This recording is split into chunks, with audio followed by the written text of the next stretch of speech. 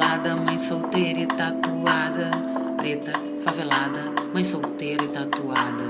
Preta, favelada, mãe solteira e tatuada.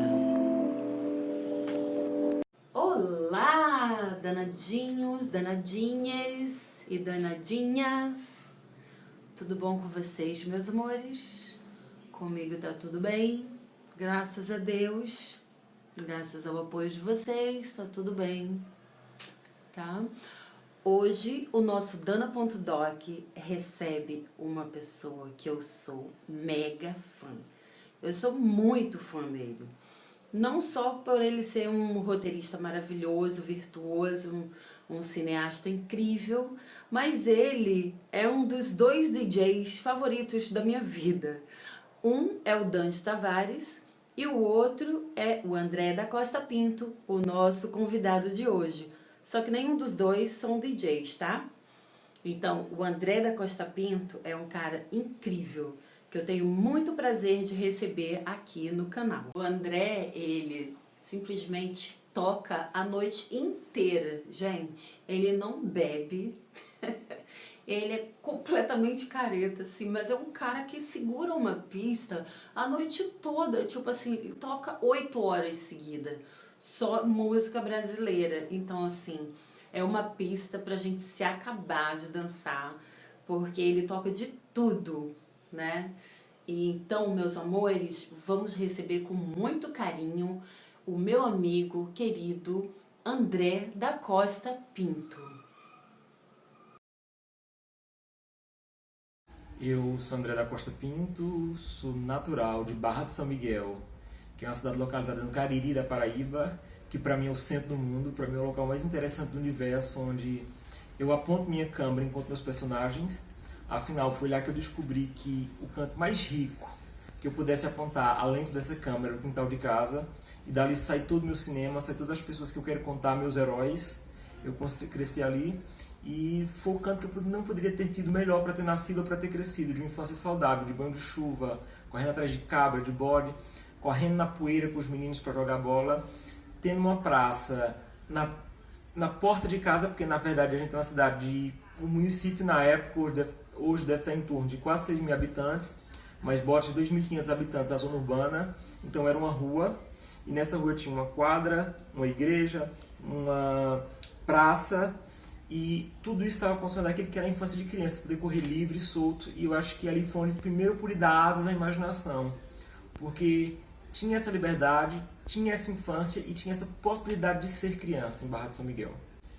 Bem, eu acho que desde cedo a arte esteve na minha vida, primeiramente por ser neto de uma dramaturga, de uma teatróloga, que era a vovó Carminha, que já fazia coisas muito ousadas para a época, porque a vovó fazia teatro musical, onde ela escrevia o teatro, ensaiava e colocava as pessoas daquela cidade de onde eu vinha em cena. Então eu não pude acompanhar essa fase dela, mas cresci sobre tudo que essa fase trouxe para a cidade e para as pessoas, o que era muito ousado, porque se você pensar nas décadas de 50, 60, que ousadia era você ter um teatro na sua cidade, ainda mais uma cidade de interior que não chegava ainda naquele momento a uma população de 2 mil habitantes dentro desse município.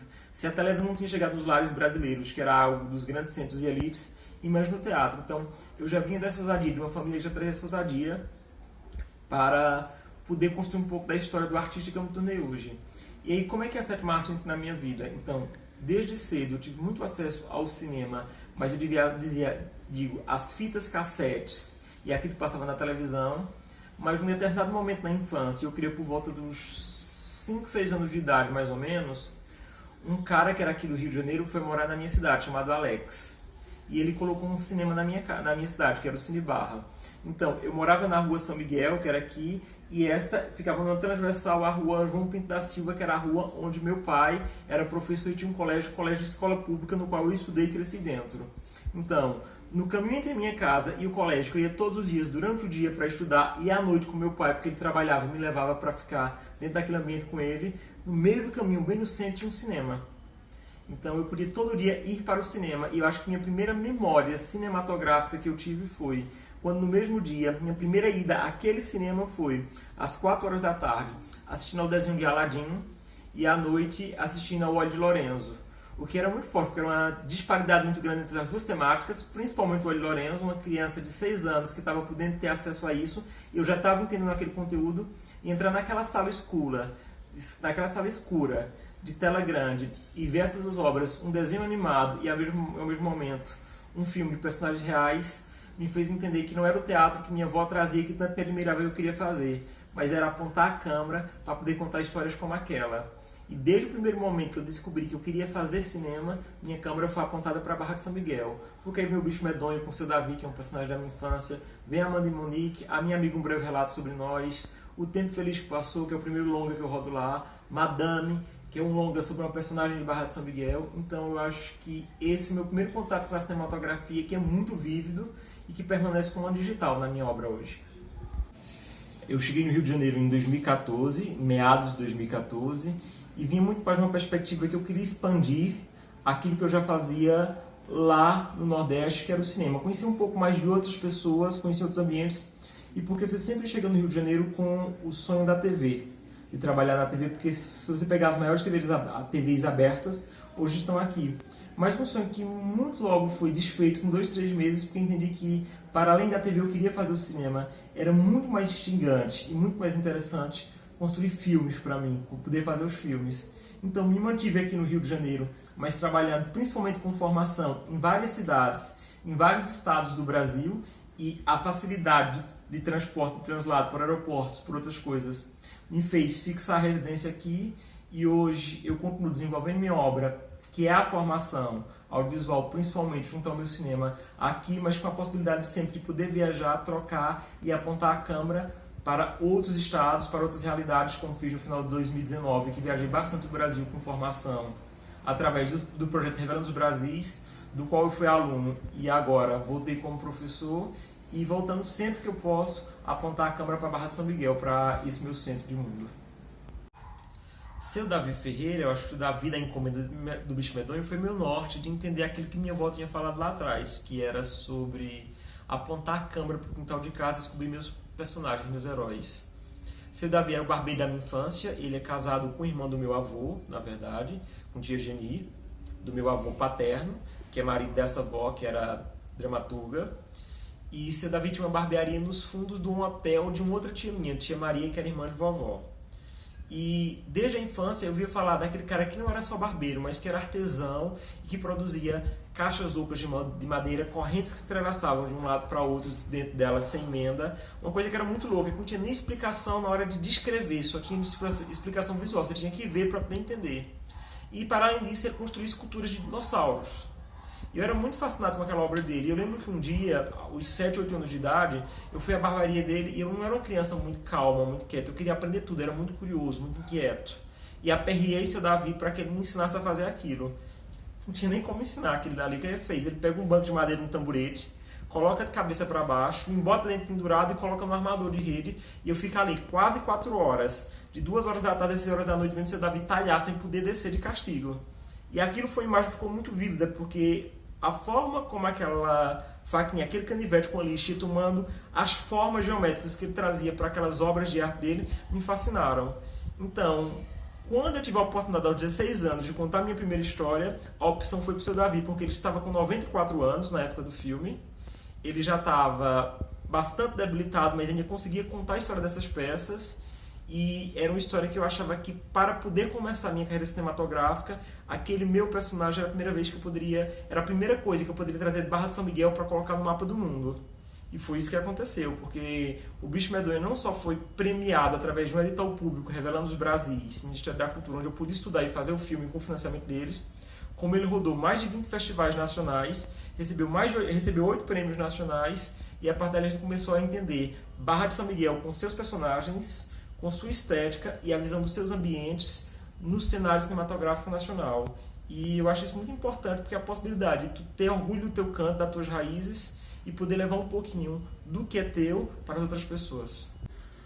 Tudo que Deus criou foi meu primeiro longa que eu fiz, assim, corri atrás do recurso junto à Universidade Estadual da Paraíba, Marlene Alves, reitora, que foi sensacional, me ensinou muito sobre o ensino público e sobre administração pública, quando ela mostrava para mim que enquanto a gente estiver construindo A universidade pública, entre quatro paredes, a gente não está formando ninguém. A universidade tem que ir além disso, porque tem seu falando de tal, que mora nem sei onde, paga imposto para que aquela universidade exista. Então, como é que a universidade chega a ele? É através da pesquisa, da extensão e da cultura. E eu acho que foi assim que eu tive a ousadia naquele momento de poder buscar o aporte da universidade para rodar um filme e já aos 20 anos ter esta responsabilidade, esse privilégio de ter tão grandes nomes em mãos para poder dirigir como essas três atrizes, que é a Letícia Spiller, a Guta Stress, que já repetiu outra parceria comigo no meu segundo longa, e a Maria Gladys, que para mim era um sonho dirigir a Maria Gladys, que era minha musa desse cinema novo, cinema nacional, que Glauber, Nelson Pereira tinha dirigido e que tanto eu estudei na faculdade. Agora eu tinha a possibilidade da minha primeira obra de ter esta mulher, essa diva, dirigindo dentro dessa obra. Então foi assim, além de tudo foi um processo de aprendizado, porque eu estava começando a dirigir ficção, era a minha primeira obra de ficção, eu já tinha esses três nomes, da qual eu tinha escrito, e apesar do medo, do frio na barriga, eu tinha muita vontade de querer fazer e dar certo. E eu acho que um dos pontos principais, e até converso muito com a Guta, foi ter a certeza do que eu queria fazer, ser muito objetivo nisso que eu queria fazer, porque era não só o meu primeiro filme, era o primeiro filme de 70% da equipe, era a primeira vez que todo mundo estava dentro do set, se experimentando e aprendendo. Então, hoje eu tenho muito orgulho quando eu olho para a obra lá atrás, até estava rindo agora porque eu descobri essa madrugada que tem um grupo de pessoas que descobriram o filme 10 anos depois agora do filme pronto, elegeram a Maura, a musa desse grupo, e estão, durante um mês agora, até o mês de setembro, toda madrugada assistindo o filme para decorar as falas da Maura, que é a personagem da Letícia Spiller. Então, eu acho que foi fundamental esse filme, e ele tem uma coisa muito importante, para além das três atrizes. É porque é um filme feito dentro da universidade pública, com o financiamento de uma universidade pública, mas que pôde não só rodar festivais e ganhar prêmios, mas entrar no circuito comercial nacional. Então, a gente precisa olhar com outros olhos para o nosso ensino, que o ensino não é só o lápis, o caderno e o livro, é fazer filmes também, e esses filmes podem ser uma grande porta de entrada, como foi para mim e para tantos que trabalharam hoje naquele filme e estão dentro da indústria cinematográfica. O Portelas foi um projeto muito interessante, porque eu já vinha da formação audiovisual, e minha carreira está muito ligada a esse processo de formação audiovisual, se você vê desde o início. Ainda enquanto aluno da faculdade, já dava aula ali dentro, para as pessoas do pouco que eu tinha, do que pouco que eu podia trocar já do que eu sabia do audiovisual. E aí, de uma parceria com Rodolfo Soares, Cecília Rabelo e Guta Muniz, veio a possibilidade e a ideia de levar esse processo de formação para dentro de uma escola de samba que era a Portela. E isso já é uma ideia que eu tinha em 2014 com eles, quando vim com o Rio de Janeiro a convite da Renata Gadelha para fazer isso, mas que lá em 2014 isso não se fixou, e depois a gente só pode fazer isso em 2018. E aí em 2018 a gente teve a possibilidade de poder entrar nesse universo do carnaval com audiovisual, mas trazendo agora a comunidade para ser protagonista. Levando, na verdade, o que eu levo para eles é a ferramenta do conhecimento técnico, não só o meu, mas do corpo docente de professores que eu convido, de amigos reconhecidos no mercado, para que pudesse também levar seus conhecimentos e dar a possibilidade dessas pessoas de escolher uma história para poder ser rodada. E lá, como foi esse processo, ele foi interessante porque era o seguinte: o critério para se inscrever dentro do curso era você mandar um argumento, uma história, que fosse uma lauda ou uma linha, uma storyline, que a gente pudesse entender que ali tinha alguma coisa para se contar. E quando a gente recebeu as 21 histórias, foram 21 histórias escritas e todas maravilhosas, só tínhamos aporte financeiro para rodar 3 filmes. E minha primeira preocupação era, não sou eu, nem nós, as pessoas que trouxemos esse projeto aqui para a Portela, que vamos escolher que histórias vão ser rodadas. Quem vai escolher são vocês, alunos, porque a realidade é de vocês. Afinal, vocês que vão trabalhar nas histórias.